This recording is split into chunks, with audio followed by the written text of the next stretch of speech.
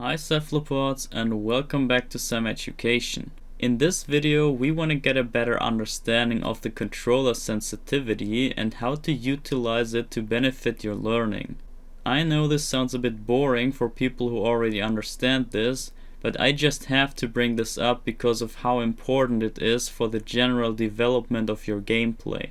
And also to save you some time to figure it out for yourself. So first off, we want to start with the more traditional option, stick controls.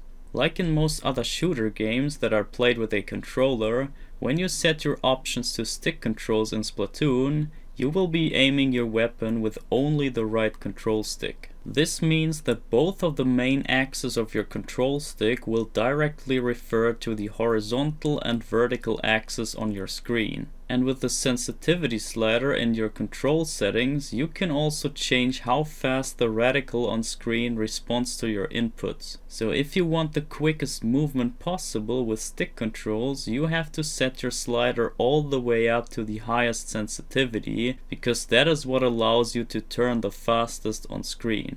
Okay, so far so boring. I guess you already knew about that, right? But now we come to the new stuff. Splatoon offers a different type of control option in form of the gyroscope that is built into your controller. With this gyro, you can do all the things that your control stick did for you before. This basically means that you can aim on the horizontal and vertical axis on your screen by turning your controller in the according direction with your hands. So when we look at the functionality of the two control schemes, there is seemingly no difference except for the input method itself. And that is where most people stop comparing, but there is more to it. To understand this, we have to understand how the second sensitivity slider for the gyro works. When we compare a simple 90-degree turn of your viewing angle on screen, you can see that the sensitivity settings for the gyro only change how far you have to turn your controller in order to get the same result. This is pretty significant because it means that no matter what sensitivity you choose for your gyro, you can still get the same result on your screen. What this means for you as a player is that you have proof that there's technically no setting that is better than the other when you compare the sensitivity of your gyro. So there is no flexing with how high your sensitivity setting is on your gyro, because even a lower setting can technically achieve the same results. The only thing that changes with the setting on your gyro sensitivity is the speed that you have to turn your controller around, and that is just limited to your physical abilities, not the sensitivity in the game.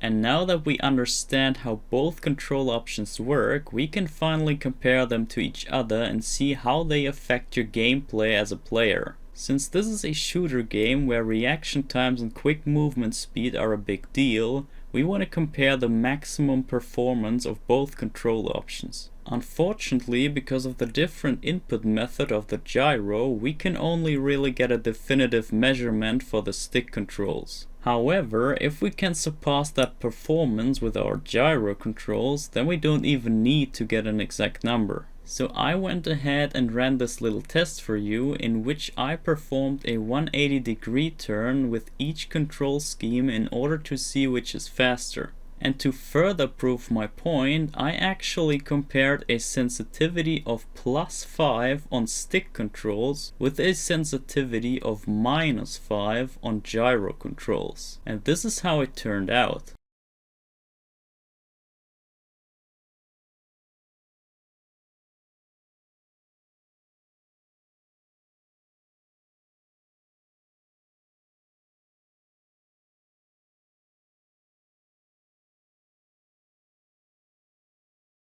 I got a time of 28 frames for a maxed out control stick and only 13 frames for the lowest gyro settings. And I'm sure that's not even the best you can do. With less than half the time, even on the least optimal settings, I really don't think there is any doubt that the gyro can perform better than sticks in this game. And with that out of the way, we also gained another piece of information on how to actually use the gyro. So you might be wondering why the gyro option also has the control stick in it as well as a slider for its sensitivity.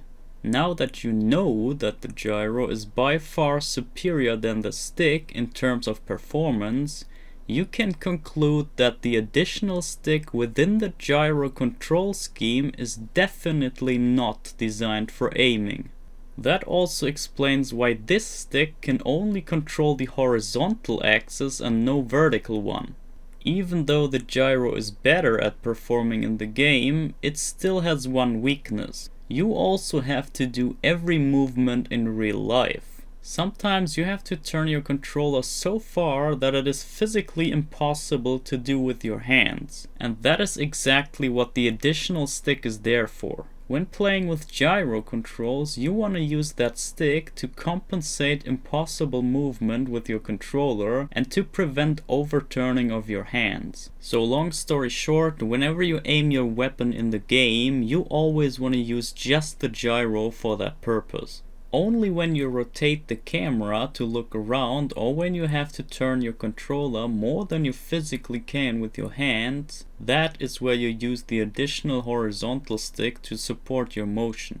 And here are some tips for people who want to properly learn gyro, especially when you come from playing with sticks. To get started, it's not too important to find your favorite sensitivity first. That will come over time and also heavily depends on your playstyle and your weapon. But what is more important is that you get a hang of using the gyro instead of your stick. And to prevent your brain from snapping back to old habits, my advice is to use a stick sensitivity that is low enough to be unfavorable for actual aiming. Because that way your gyro will always feel faster than if you turn with your stick, so you will always feel worse when you accidentally find yourself aiming with your horizontal stick.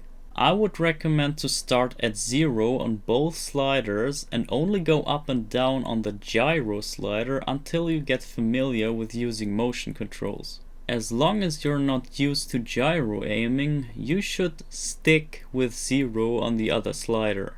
But once you feel like you understand the new control scheme, you can then explore the stick slider as well.